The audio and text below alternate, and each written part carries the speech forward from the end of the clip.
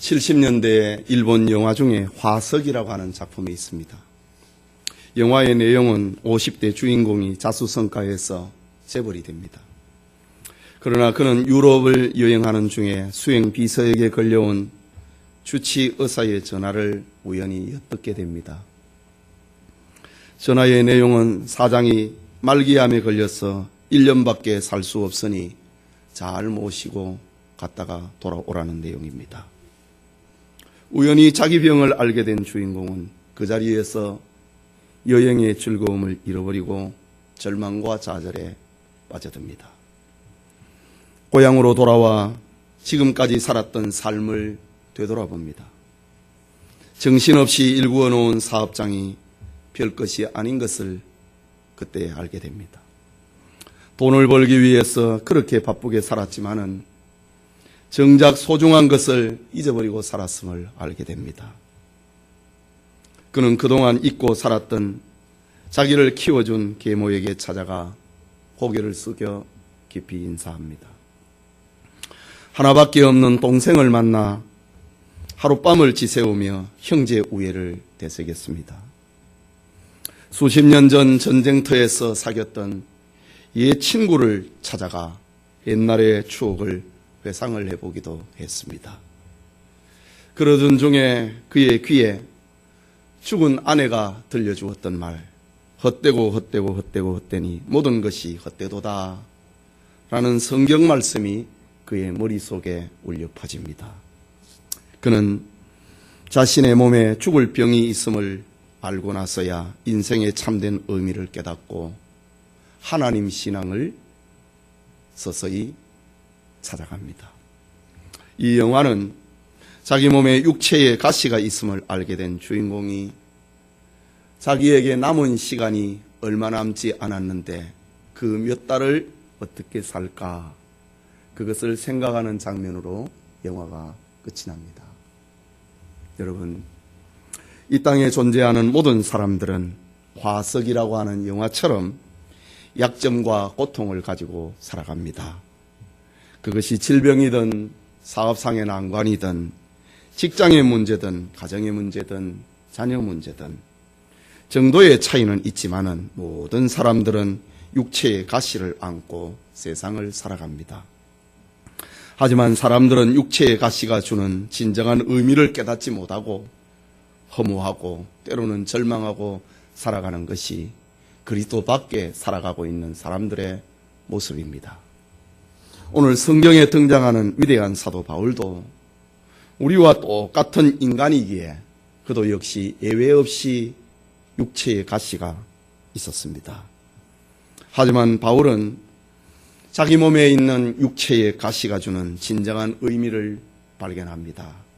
그리고 고린도 교회에 자기 간증을 통해서 성도들을 권면하고 위로하고 있는 장면이 오늘 읽은 본문의 말씀입니다.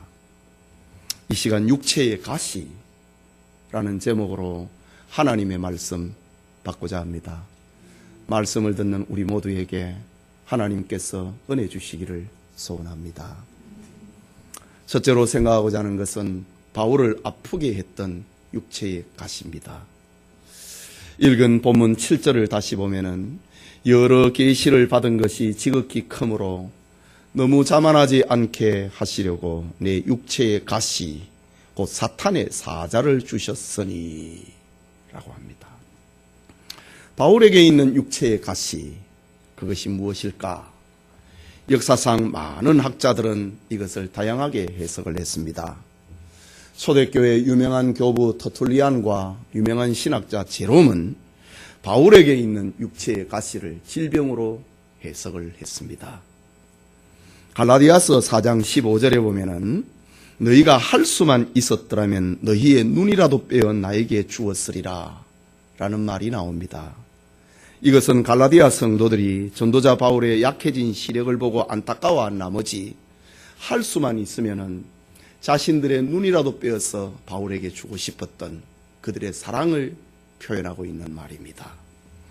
또 갈라디아서 6장 11절을 보면은 내 손으로 너희에게 이렇게 큰 글자로 쓴 것을 보라 라고 했는데 이건 역시 시력이 약했던 바울에게 해당하는 말이 아닌가.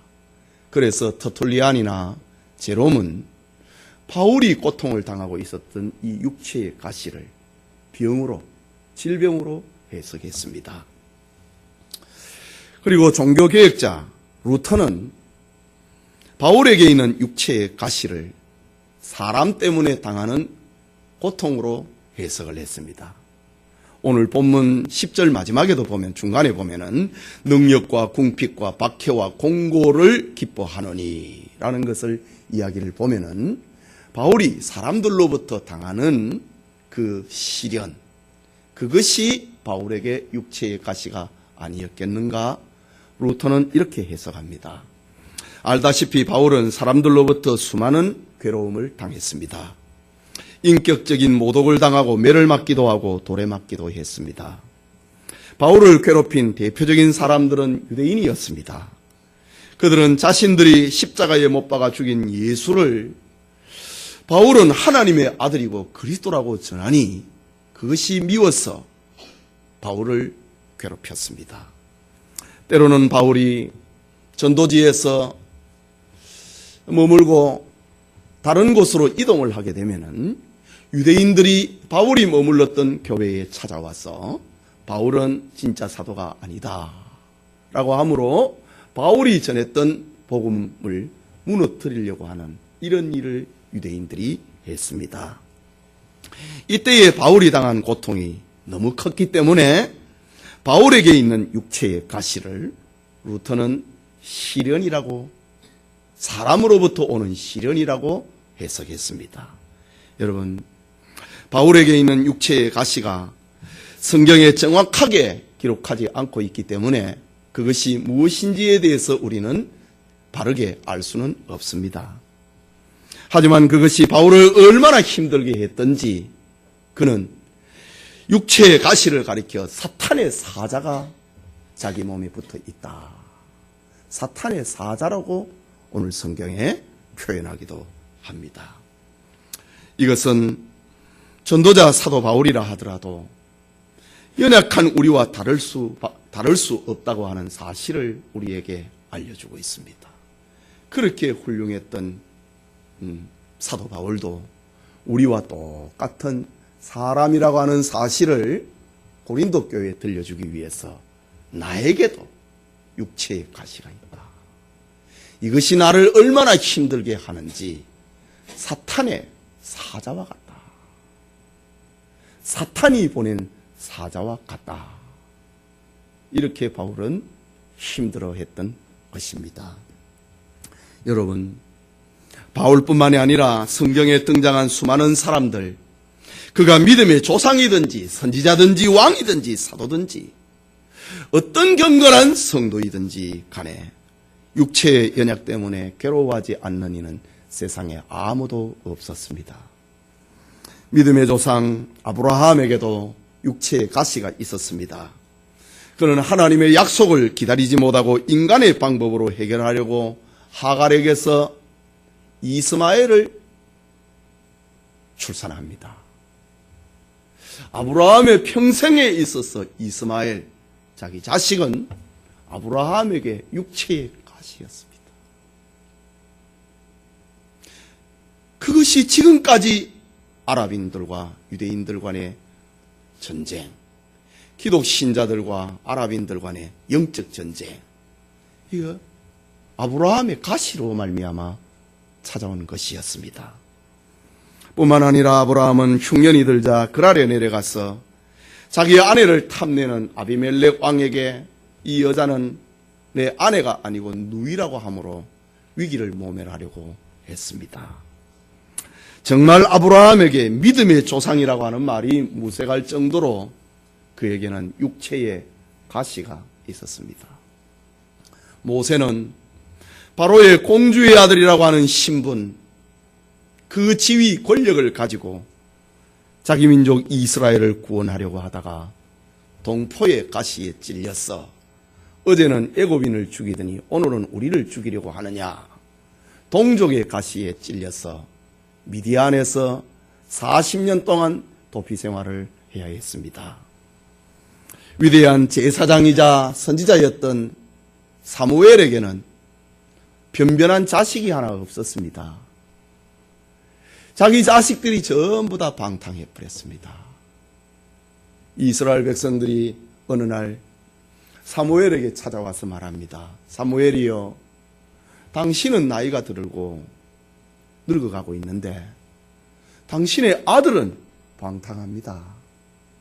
우리 어쩌면 좋습니까? 그러니 우리에게 저 이방 나라처럼 우리에게도 왕을 세워주십시오.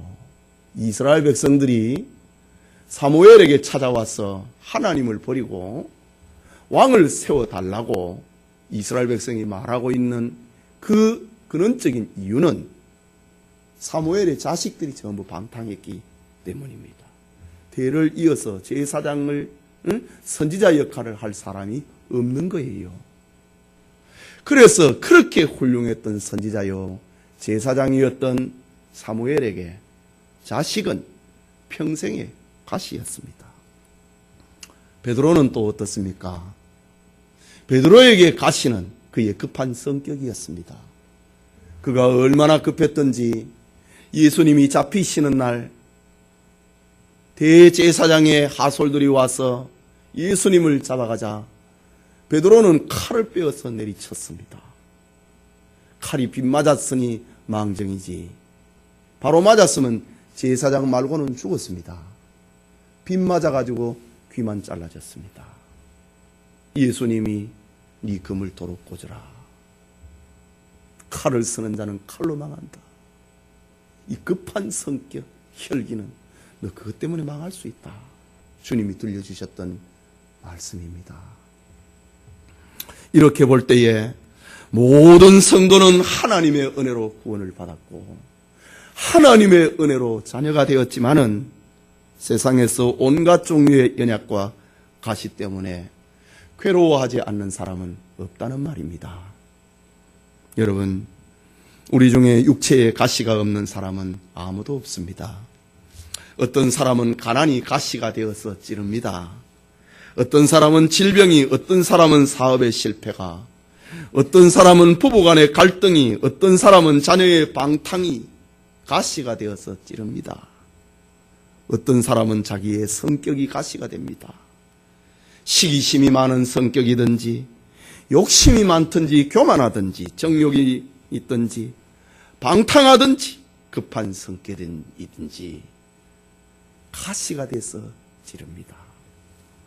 이런 것들이 마치 사탄의 사자처럼 우리를 찌르고 있습니다. 가시에 찔릴 때 아프지 않은 사람은 없습니다. 사도 바울도 너무 아팠습니다. 너무 고통스러웠습니다.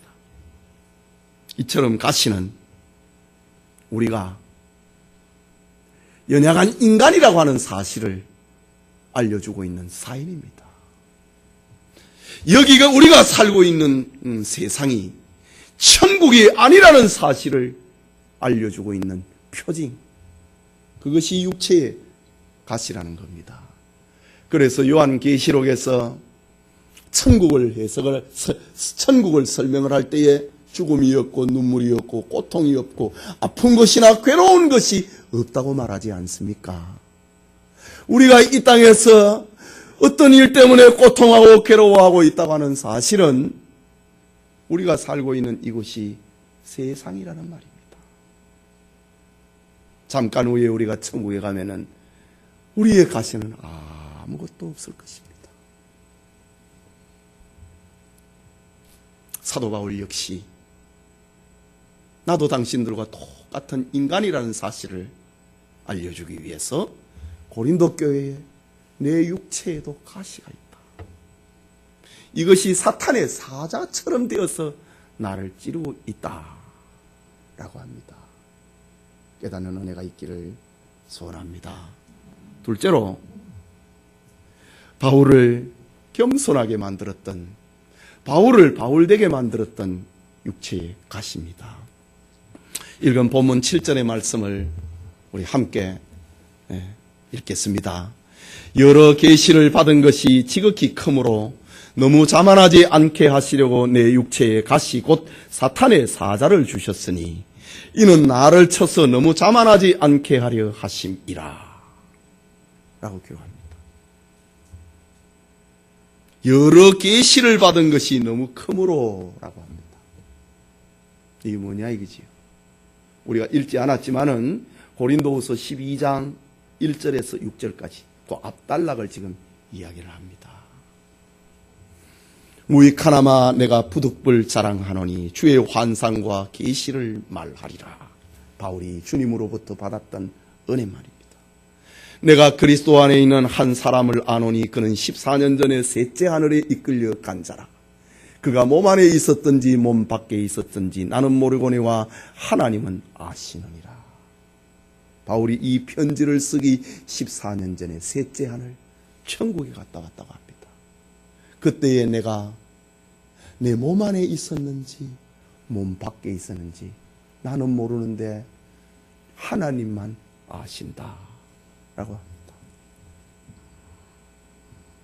바울은 자신이 받았던 하나님의 은혜와 계시 그리고 환상이 얼마나 크고 놀라운 것인가를 앞단락에서 설명했습니다. 바울은 어떤 사도보다도 하나님께 큰 은혜를 받았던 사람임에 틀림없습니다. 그리스도 안에서 바울처럼 많은 은혜를 받은 사람은 그리 많지 않을 것입니다. 그의 혈통, 그의 가문, 그의 학문, 그가 한 영적인 체험들, 그가 기록한 신약 성경의 절반의 성경들, 또한 그가 전도하여 세운 교회들을 생각하면 바울은 할 말이 많은 사람입니다. 그는 많은 사람들을 전도하여 주님께로 인도하였고 능력과 기적의 도구가 되었습니다. 옥에 갇혔을 때의 기도와 찬송 중에 옥문이 열리기도 했습니다. 병자를 치유하는 능력이 그에게 나타났습니다. 사도행전 19장 2절을 보면 심지어 사람들이 바울의 몸에서 손수건이나 앞치마를 가져다가 병든 사람에게 얹으면 그 병이 떠나가고 악기도 나가더라. 정말 바울과 같은 위대한 기적의 사람, 신비의 사람, 이 역사상 많지 않을 것입니다. 바울의 영적인 세계는 이렇게 찬란했고 이렇게 풍성했습니다. 그럼에도 바울은 자기를 생각할 때에 고민과 고통이 떠나가지 않는 것입니다. 그것은 자기 몸에 있는 육체의 가시였습니다.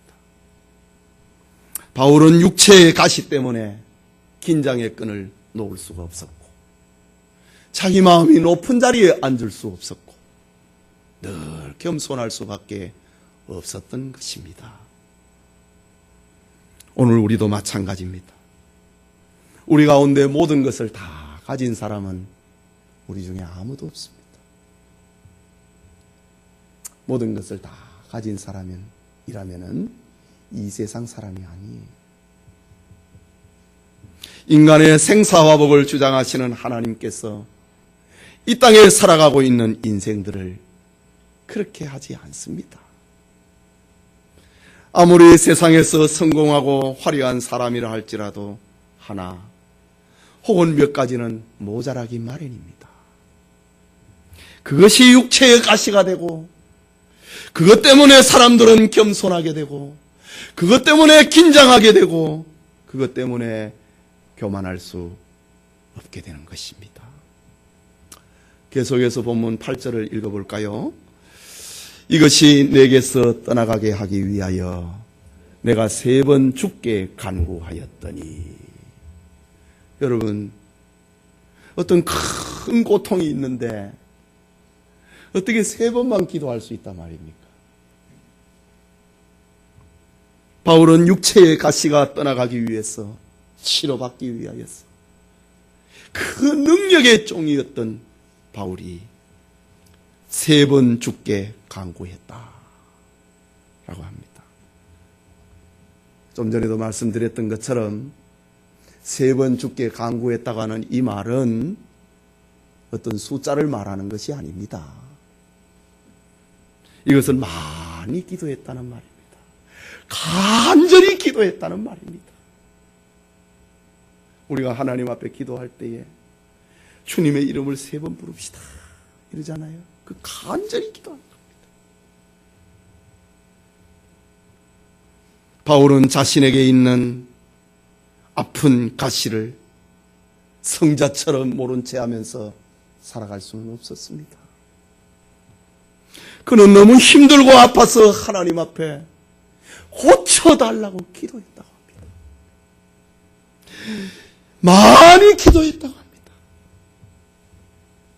이런 이유로 바울에게 있는 육체의 가시는 바울을 겸손하게 만들었고, 육체의 가시는 바울로 하여금 많이 기도하게 만들고 간절히 기도하게 만들었고, 육체의 가시는 바울로 하여금 죄의 찌꺼기를 회개하도록 만들었고, 그의 믿음을 순수하도록 만들었습니다. 그렇다면 바울에게 있는 육체의 가시는 하나님과 연결되는 끈이었습니다. 바울에게 있는 육체의 가시는 하나님과 연결이 되는 통로가 됐다는 말입니다. 그것 때문에 간절했고, 그것 때문에 겸손했고, 그것 때문에 교만할 수가 없었고, 그것 때문에 긴장하지 않을 수가 없었고, 그것 때문에 간절히 기도했다고 하는 사실을 볼 때에 바울에게 있는 육체의 가시는 하나님과 연결이 되는 끈이었고 통로였습니다. 여러분, 오늘 성경에 바울이 가졌던 육체의 가시와 은혜는 바울만의 것이 아니라 세상을 살아가는 모든 성도들이 가지는 특징입니다. 그럼에도 성도가 약할 때에 하나님과 가까워지지 못한다면 그것이야말로 절망입니다. 곤고할 때에 하나님과 가까워지지 못하고 더 악을 행한다면 그것이 슬픔입니다. 약할 때에 신앙이 회복이 되지 못한다면 그것이야말로 영적인 시련인 것입니다. 약할 때에 기도하지 못한다면, 약할 때에 기도하지 아니한다면 그것이 바로 정말 슬퍼해야 될 일입니다. 약할 때에 회개하지 아니한다면 그것은 정말 하나님 앞에서 영적인 가련함입니다. 육체의 가시는 바울이 그랬던 것처럼 우리를 겸손하게 만드시는 하나님의 손길입니다. 육체의 가시는 바울이 그랬던 것처럼 우리를 긴장하며 살게 만드는 하나님의 손길입니다. 육체의 가시는 바울이 그랬던 것처럼 하나님께 기도하게 하고 하나님 앞에 간절히 기도하게 만드시는 하나님의 손길입니다. 우리 모두는 다 육체의 가시 때문에 겸손해지고, 가시 때문에 긴장하게 되고, 육체의 가시 때문에 기도하게 되고, 가시 때문에 간절해지게 되고, 가시 때문에 신앙이 회복되게 되는 것입니다. 여러분에게 있는 육체의 가시로 인하여 하나님과 연결이 되는 끈이 되기를 바랍니다. 하나님과 길이 막히지 아니하는 통로가 되기를 바랍니다. 이것이 진정 육체의 가시가 가져다주는 하나님의 뜻입니다. 이것을 깨달은 바울은 고린도 교회 성도들에게 오늘 우리에게 이 메시지를 전달하고 있는 것입니다. 마지막으로 육체의 가시 때문에 강하게 된 바울입니다. 본문 9절과 10절 같이 읽읍시다. 나에게 이르시기를 내 은혜가 네게 족하도다. 이는 내 능력이 약한 데서 온전하여 짐이라 하신지라. 그러므로 도리어 크게 기뻐함으로 나의 여러 약한 것들에 대하여 자랑하리니 이는 그리스도의 능력이 내게 머물게 하려 함이라. 그러므로 내가 그리스도를 위하여 약한 것들과 능력과 궁핍과 박해와 공고를 기뻐하노니 이는 내가 약한 그때에 강함이라. 여기 약한 데서라는 말은 바울이 가졌던 그 육체의 가시를 말하는 겁니다. 바울은 하나님의 큰 은혜가 자기 몸에 있는 아픔 때문에 하나님의 큰 은혜가 온전해진다고 합니다. 하나님의 능력이 바울의 아픈 부분을 통하여서 강력해진다고 말을 합니다. 그렇습니다. 건강하던 성도가 중병에 걸리면 하나님을 찾게 됩니다. 권세를 가진 성도가 권력을 잃으면 하나님을 찾게 됩니다. 명예를 가진 성도가 명예를 잃으면 하나님을 찾게 됩니다. 재물이 많던 성도가 돈을 잃으면 하나님을 찾게 됩니다. 세상을 의지하던 성도가 의지하던 것이 다 사라져버리면 하나님을 찾게 됩니다. 성경에 자기에게 돌아올 분깃을 가지고 아버지의 품을 떠났던 탕자를 우리 기억할 것입니다. 그는 자기가 가진 재산을 다 없이 하고 난 다음에 아버지 집이 생각이 났습니다. 재물이 많고 친구가 많고 법석거릴 때는 아버지 집이 생각이 안 났어요.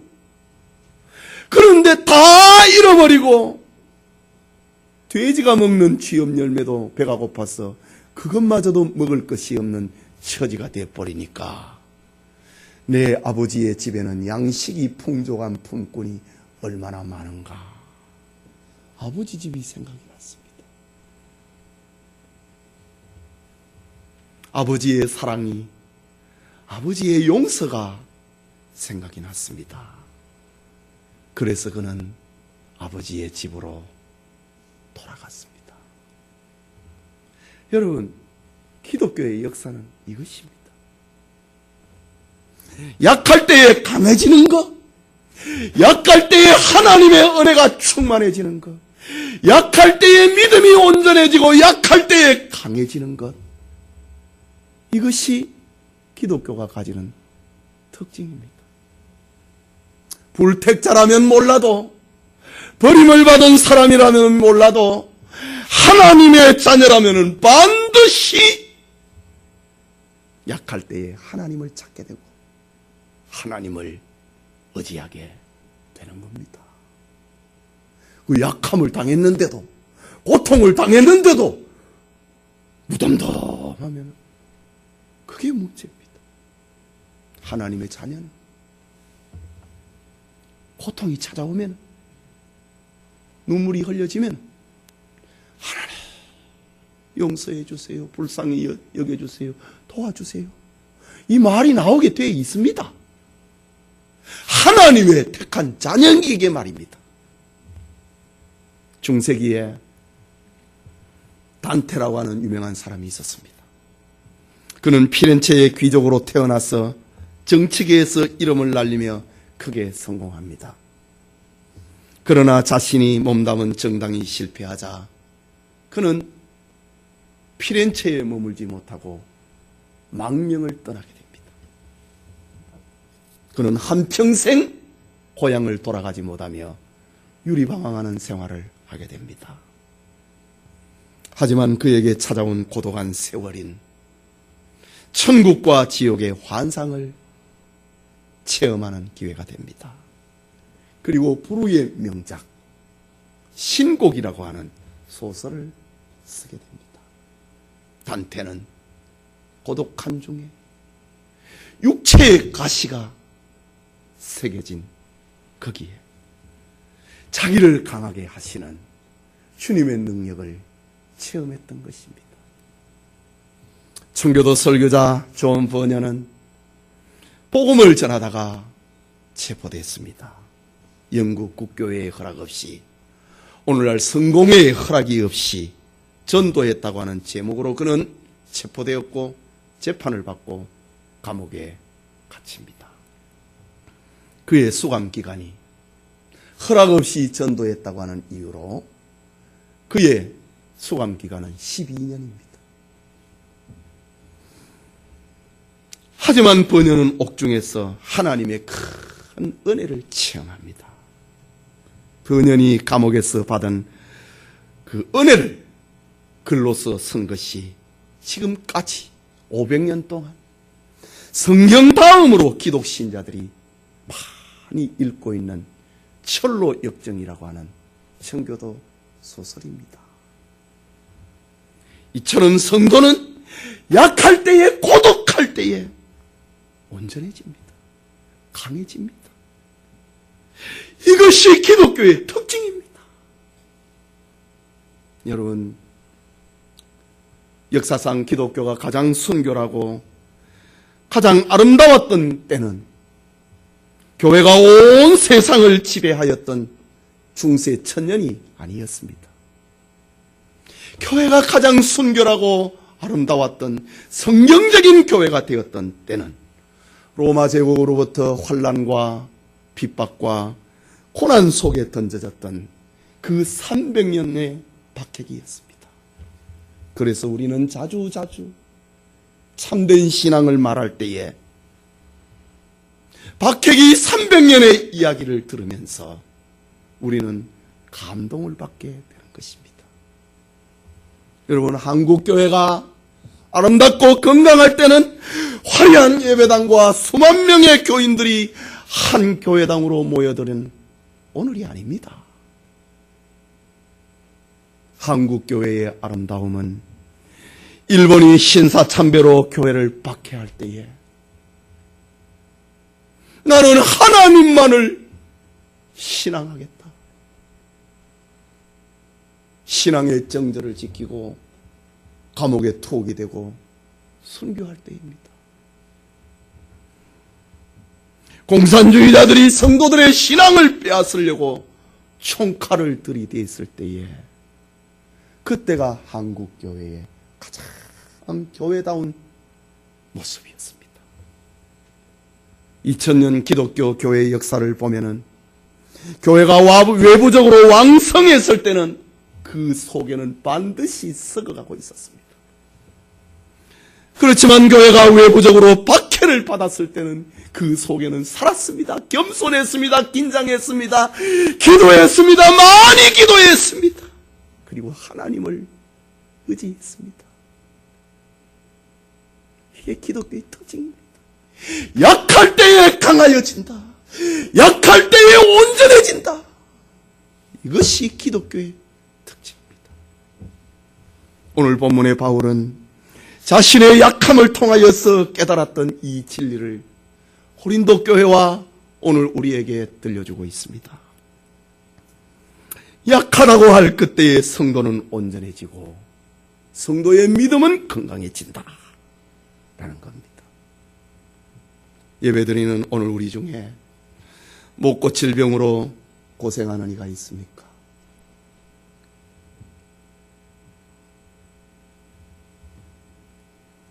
사업의 실패 때문에 고통당하고 있는 이가 있습니까? 직장이 풀리지 아니해서, 문제가 풀리지 아니해서 힘들어하는 이 있습니까? 주님을 의지하고 주님께 기도하십시오. 낙심하지 마십시오. 낙심은 성도의 것이 아닙니다. 낙심은 불신자의 것입니다. 불신자는 정말 낙심해야 됩니다. 끝이 없기 때문에, 절망이기 때문에. 여러분의 가시를 주님께 맡기십시오. 여러분의 약한 거기에 오늘 성경에 있는 말씀처럼 하나님의 은혜가 머무르는 장소가 될 것입니다. 여러분의 약한 거기에 주님의 능력이 다가오는 통로가 될 것입니다. 9절 후반부에 보면은 이는 그리스도의 능력이 내게 머물게 하려 함이라. 내가 약하기 때문에, 내 육체에 가시가 있기 때문에, 나는 그것 때문에 기도할 수밖에 없고 겸손할 수밖에 없고 나는 그것 때문에 긴장할 수밖에 없고 나는 그것 때문에 하나님의 은혜를 의지할 수밖에 없다. 그것은 하나님의 은혜가 머무르는 장소라고 합니다. 그렇다면 성공만을 감사의 기도 제목으로 삼지 말고 실패를 가지고 하나님 앞에 감사할 수 있기를 바랍니다. 오늘 바울이 그렇잖아요. 9절 후반부에 그러므로 도리어 크게 기뻐함으로 나의 여러 약한 것들에 대하여 자랑하리니 이는 그리스도의 능력이 내게 머물게 하려 함이라. 그러므로 내가 그리스도를 위하여 약한 것들과 능력과 궁핍과 박해와 곤고를 기뻐하노니 이는 내가 약한 그때에 강함이라. 이게 성도라는 말입니다. 이게 그리스도인이라는 말입니다. 건강만을 감사하지 말고 병들음을 인하여 하나님 앞에 감사할 수 있기를 바랍니다. 이유는 우리의 모든 약함이 거기에 하나님의 은혜가 머물고 그것을 통하여서 하나님의 은혜가 나에게 다가오고 있기 때문입니다. 여러분이 무슨 일을 하다가 손가락에 가시가 박혔다고 생각을 해보십시오. 여러분의 눈이, 여러분의 관심이, 여러분의 손이 전부 가시 박힌 여기에 집중이 됩니다. 우리의 연약함이 있다. 그것은 하나님의 눈, 하나님의 얼굴, 하나님의 은혜, 하나님의 사랑이 그것을 통해서 들어오는 통로가 되고 그것을 통하여서 집을 짓고 거기에 머무르는 처소가 된다는 사실입니다. 사랑하는 성도 여러분, 진주가 어떻게 생겨나는지 여러분 들어보셨지요? 조개가 바닷속을 기어다니다 보면은 모래알이 조개 속으로 들어가게 됩니다. 부드러운 조개살에 모래가 들어오니 그 연한 살이 얼마나 아프고 불편하겠습니까? 이때의 조개는 자신의 즙을 짜내서 그 날카로운 모난 모래알을 감쌉니다. 오랜 세월 조개즙이 쌓이고 감싸면은 마지막에는 둥근 진주가 됩니다. 그렇다면 아름다운 진주는 조개의 고통을 통해서 만들어지는 것입니다. 오늘 성경의 바울처럼 우리에게 있는 육체의 가시, 그것을 받아들이고 그것을 깨달으면 그것이야말로 진주와 같은 믿음을 만들어냅니다. 진주와 같은 하나님의 은혜를 만들어내고 진주와 같은 보배로운 인격을 만들어내게 됩니다. 만일 우리에게 육체의 가시가 없다면 우리는 어쩌면 하나님을 등지고 하나님을 믿지 않을 사람이 되었을지도 모릅니다. 여러분에게 가시가 없었다면 교회에 없을 사람이 여기도 많을 거예요. 아니, 어쩌면 전부일 거예요. 예수 안 믿어도 편안하고 예수 안 믿어도 희망이 있고 예수 안 믿어도 형통한데 예수 안 믿어도 근심이 없는데 누가 예수 믿겠습니까? 그래서 하나님은 하나님의 자녀를 자녀되게 만들기 위해서 가시가 없는 사람을 세상에서는 두지 않습니다.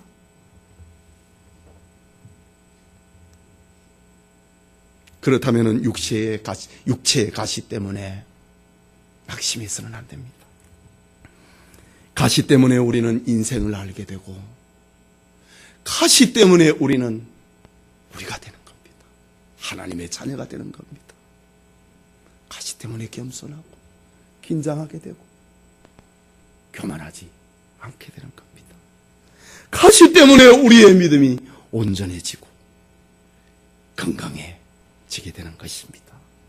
기독교는 약할 그때에 하나님의 은혜로 온전해지는 종교입니다. 약할 그때에 하나님의 은혜로 강해지는 것입니다. 그래서 바울은 오늘 성경에 나는 나의 약함을 기뻐한다. 내 약함을 자랑한다. 내 약함을 감사하고 있다. 이것을 고린도 교회에 들려주고 신앙의 성장으로 이끌어가고 있는 바울의 영감의 메시지입니다. 우리 모든 성도님들에게 없을 수 없는 육체의 가시가 하나님의 축복의 통로가 되고 하나님과 연결되는 끈이 되고 하나님의 은혜를 담는 머물게 하는 축복의 그릇이 되기를 소원합니다.